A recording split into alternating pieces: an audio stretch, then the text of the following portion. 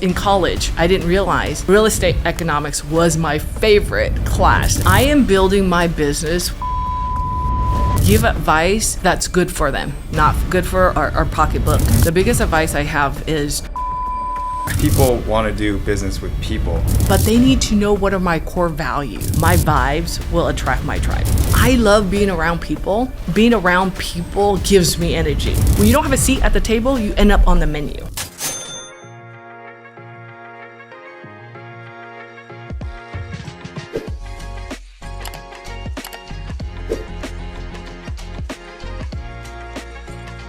Okay, welcome back to the Greenhaven Capital Mortgage Mentor Podcast. I'm your host, Kevin, and today I am joined by one of the most recognizable faces in real estate in Sacramento, a friend, a realtor, entrepreneur, actively involved in tons of organization, the world famous Connie Van. Thank you for joining us. Thank you for having me. I know you're super busy, so I'll just get right to it. So let's go. Can you just tell us a little bit about yourself and how you got started in the industry? Okay, we're going to go way back. I was born in Vietnam. I immigrated to America when I was 8 years old, so had to do the whole learning English. I was in a lot of the ESL classes and went to school, went to UC Davis, graduated with an economics degree. And, my mom was like, get a state job, get a stable job. So I did exactly that, got a state job. 4 years into it, I realized it wasn't for me. The 9 to 5 wasn't for me. So I left, and now I have a 24/7 job. So here we are doing real estate, life by design, and I just love it because I follow my passion. Because in college, I didn't realize real estate economics was my favorite class. I didn't dread about it. I was so into it. And then now, real estate as a career, who would have known? Who would have known? I was an econ major too, by the way. Oh, so, there we go. Yeah, there we go.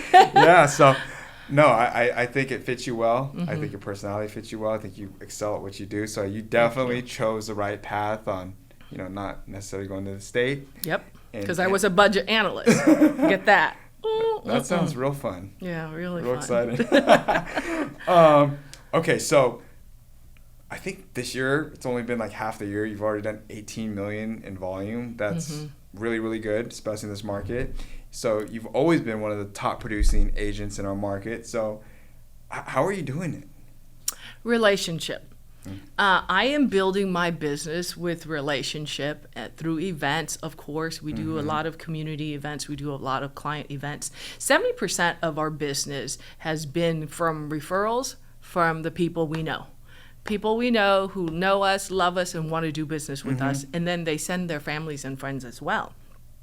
So how do we do that? We just do the right thing, right?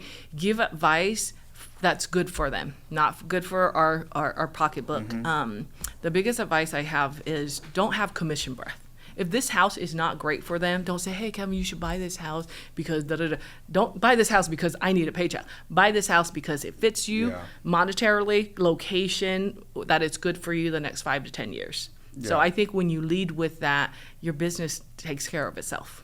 I think you're correct. When someone acts as an advisor who's looking out for your client's best interest instead of a salesperson, you could definitely smell the difference and tell the difference between the level of service and who actually is looking out to your best for your best interest. And I know you're a prime example of that. And a good test for that is, will they send their families and friends to you after they've experienced you? And these raving fans, the ROI on them is so high compared to paying for leads, paying for, social media leads. Here are the raving fans who will go to bat for you and say, hey, absolutely no doubt about it, call Connie Van, she'll take care of you.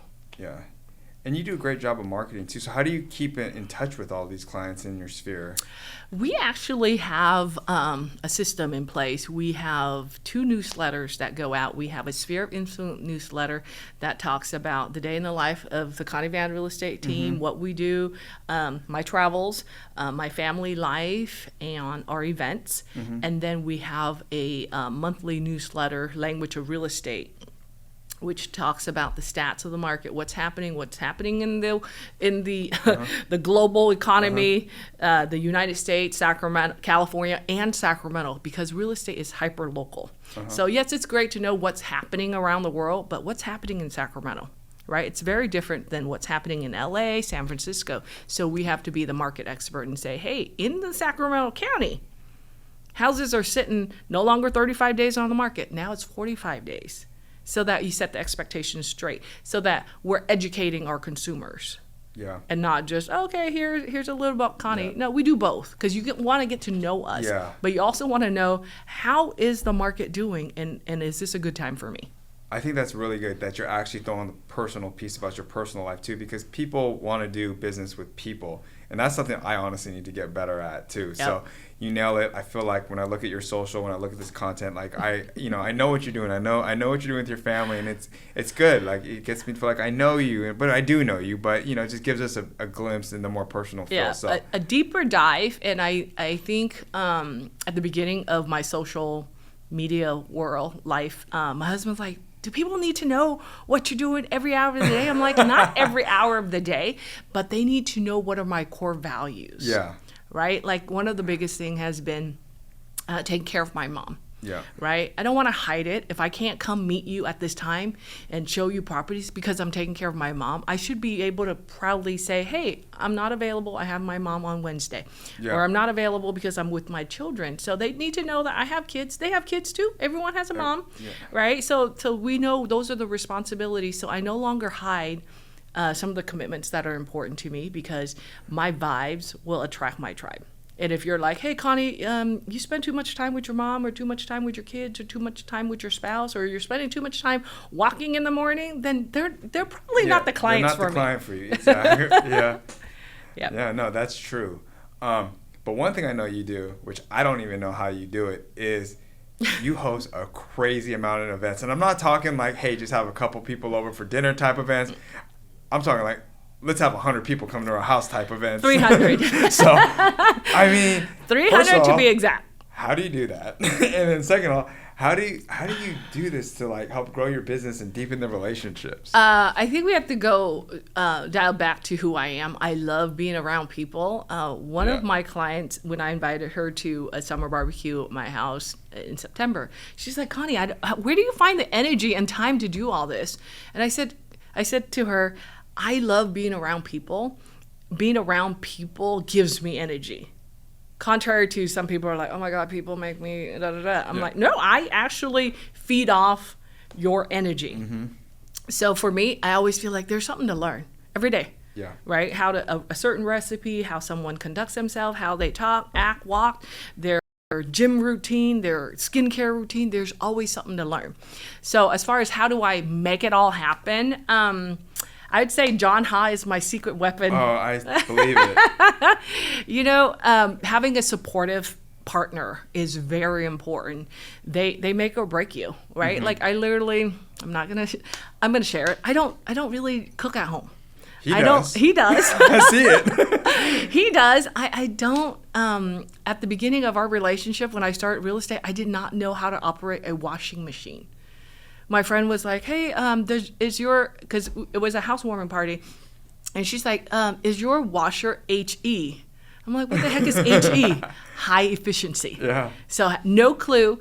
And so a supportive partner, it's gonna help propel and support your goals in your business. I mean, in the middle of the night, I'd wake up and say, oh my gosh, what if we have this idea and this party, 300 people at our house, you barbecue everything. And it was just great for me to network, because these are the people who've done business with me. Yeah.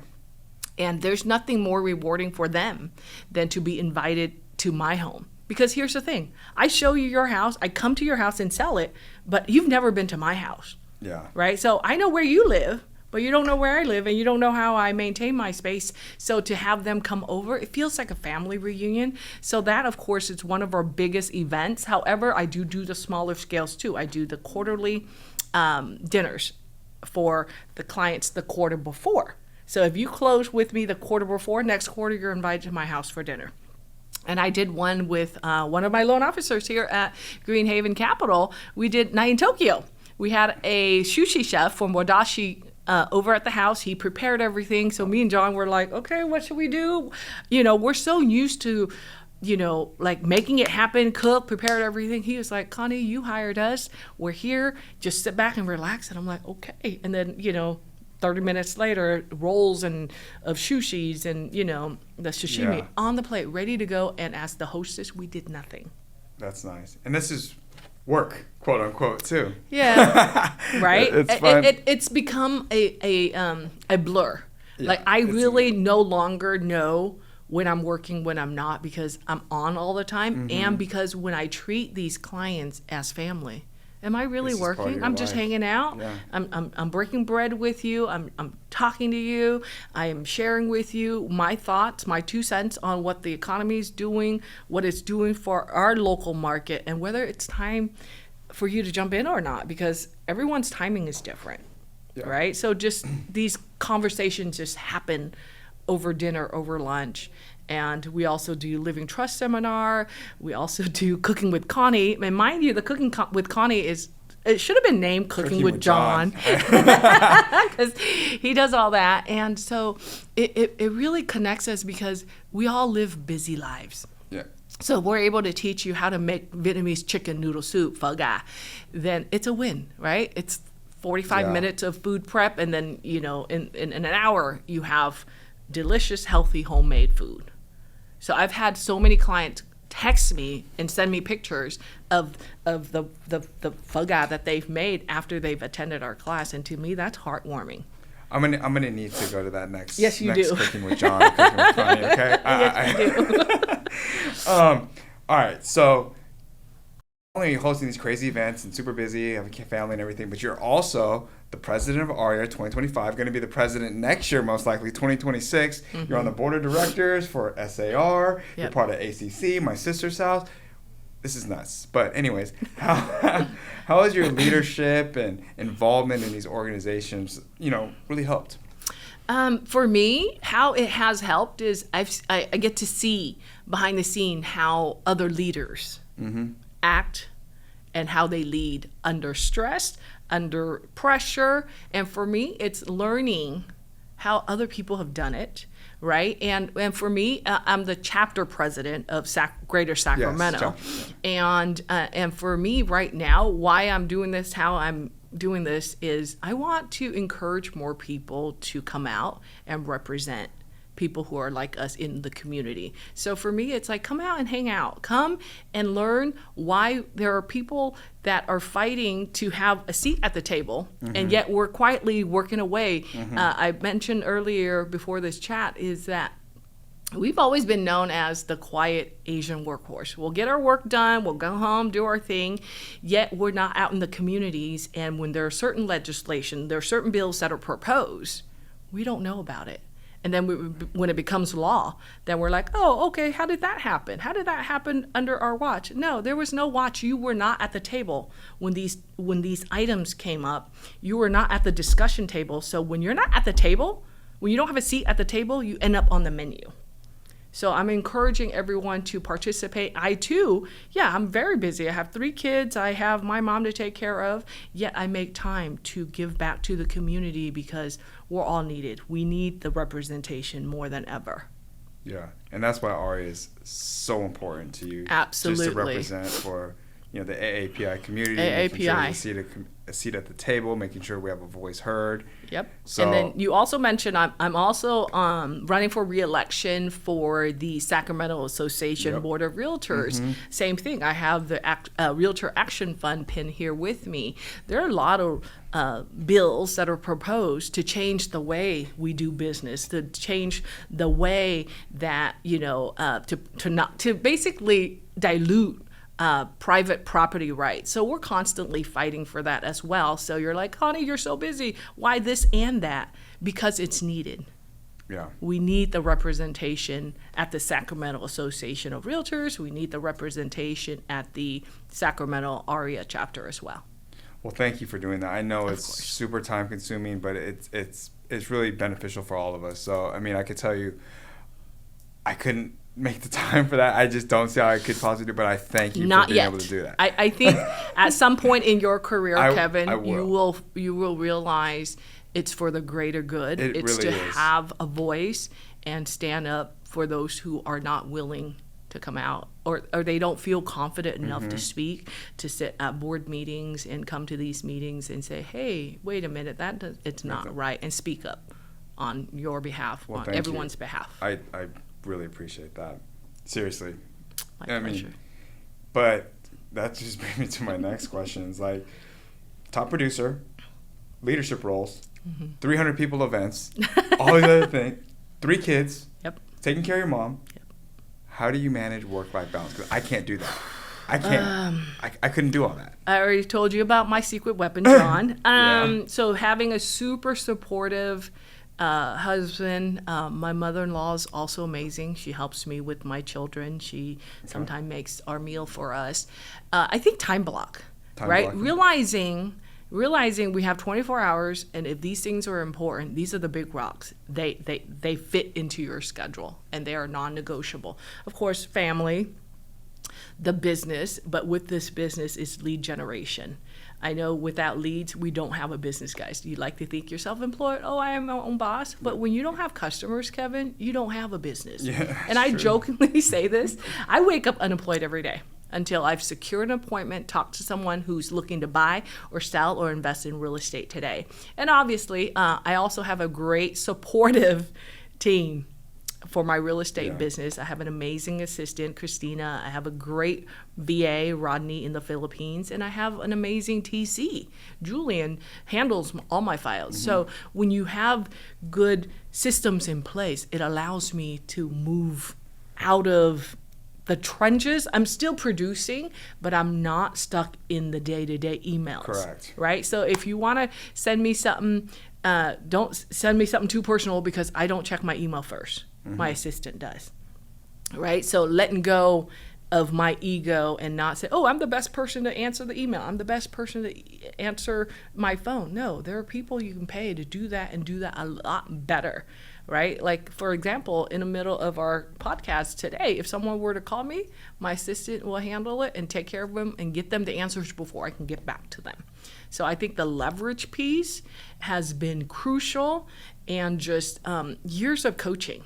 Right? I've been involved with MAPS coaches, and the coaching really gets your mindset, and really, Connie, is that the best use of your time? Should you be doing this? So when you have that in the back of your mind, you're going to do a lot less of the dumb things that you want to do. Switch of the mindset, delegating these tasks that someone else can do to allow you to focus on more important tasks that better suit you to bring in business. So Absolutely. I agree. Yeah, so that's good. So you're definitely time blocking. You have delegation, but what does your typical work week kind of look like? Because you're also working out a lot too. So you're making time for yourself as well. Which is awesome. Thank you. So do you have like a specific routine? Every day, in the perfect world, every day is the same, but we know it's not so in real estate, right? Yeah. Something always comes up.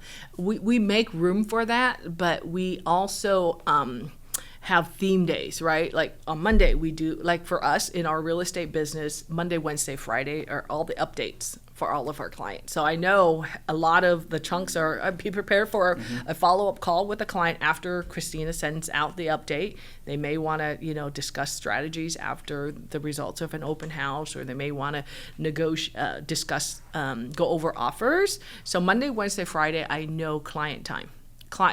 Time to address the current clients I have. Tuesday, Thursdays, new business. Right? We're always hunting. Of course, every day our goal is 20 contacts. Does that happen every day? No. I just want to be honest, right? I've been lucky enough. I don't want to use the word lucky. It feels like, oh yeah, Connie's lucky. She's successful because she's lucky. I've worked hard, right? If you look at me today and you're like, oh my God, leads just come in. No, I planted the seeds the last 16 years, right? They're finally understanding and hearing, oh, okay, she's in real estate. So for me, it's I produce content, not at a high level like you do right now, but I post every day. Yeah. I post very every active. day to stay, and the things I say are relevant to my life, relevant to the events that are happening, and relevant to real estate. Because, we post about listings, and hey, this is a great property near Sac State. If you have a kid starting this fall, this would be great. So all the things to get people to start thinking and put you top of mind. My goal, honestly, and I hope this is a goal for every one of you, is to have mind share. Because if they don't remember you, they can't do business with you. That's true. So for me, my daily walks in the morning, I call it a daily win. And just in case you're curious how the daily wins came about, a couple of years ago when the market started to cool off, I was actually getting depressed, right? We came from the 21, 22 where we were doing 100 deals a year to like, oh my God, what's happening? And I remember the CEO of our company, Mark Willis, was like, hey, Connie, just focus on the daily wins. You can't control who's going to call you. You can control who you're going to call. You can't control the interest rate. You can't control inventory. But the one thing that you actually have control over is, am I going to lace up, go for a walk, and commit to that 1 mile that I said I'd do? Once you can keep the promise to yourself that, hey, I'm going to take care of myself, I'm going to start here, and then call it a daily win, you won the day. Everything else is just icing. Yep. And once you develop that habit, because you don't have to be great, you just have to be consistent. So since the walks, I've lost 25 pounds. Nice. Right? Just from walking. And now my next thing is calorie deficit. I need to stop eating so much. Well, tell John, stop cooking all that good food. Right? Or invite me over. I'll eat some of it. Yeah. I'll invite you over. All right. So last question here. This is just, something different because you're good at what you do. Given the market right now, if anyone's thinking about buying or selling or they're unsure about the timing, what advice would you give them? Check to see if the timing is right for you, not what's on the news. That's right. Yeah. We have the 3Ds that make people move: diamonds, diapers, and death. If you're getting married and you need to get out of mommy and daddy's house, perfect time to move. Right? Yeah. I don't care if interest rate is 7% or 15%. If you have a need and you can afford it and you want to start your life with your partner, this is the time. Diapers. If you have a new kid or you have more children and you need more space, absolutely. Death. You need to downsize. Or one other thing that people haven't really addressed, and we're in the sandwich generation, I am, where you have young kids to take care of, but you have elderly parents. So this may be the time when we need to have the multi-generational living situation where, like my dad passed away, my mom's with me. Do we all need to live together? So it's no longer, just a family of, 4 or 5 people in a 3-bed, 2-bath. You may need one with an ADU. You may need one with a casita. You may need a 2-story house with a downstairs bed and bath. So those are all perfectly good reasons to make a move despite what's happening on the market right now, because are you really going to be able to time it perfectly that you got the lowest rate and the lowest price? Because we all saw during the pandemic, rates were 2 to 3%. But look what it did from the pandemic till now. House prices went up 44%. Right? Yeah, you got good rates. Lucky at that time, you got good rate and fairly low price. But then we know from 21 to 23, it wasn't the case. You got now high price and the high rate, but if your income can qualify for it, you might as well do that, because you could be, with inflation, you're going to continue to watch the house prices go up. And what if interest rate goes to 15%? Exactly. Then when I bought my like, houses 10 years ago, it was high 10 years ago, but now look, they're still. Here we are. So when the timing is right for you, look at your current situation. Can you afford it? Are you going to have your job the next 5 to 10 years? And if everything says yes, I would say go for it. I agree. Yeah. Okay. So, Connie, I know you're super busy. I appreciate you being here. This has been, honestly, a really good conversation. Thank you. I really appreciate all you're doing for our community, for us as Asians, for the AAPI community. You're hustling. You're doing everything you can. I know you're balancing an extremely busy schedule. So appreciate all you do. Appreciate your time. And, if anyone wants to get in contact with you, what's the best way someone could reach out to you? You can send me a direct message, DM me, or you can call me at 916 5088. Me or my assistant will get back to you as soon as possible. All right, you guys heard her Thank first. Contact Connie. She's a great agent. She'll take care of you. Thank you guys for joining in to the podcast. Please tune in for the next one.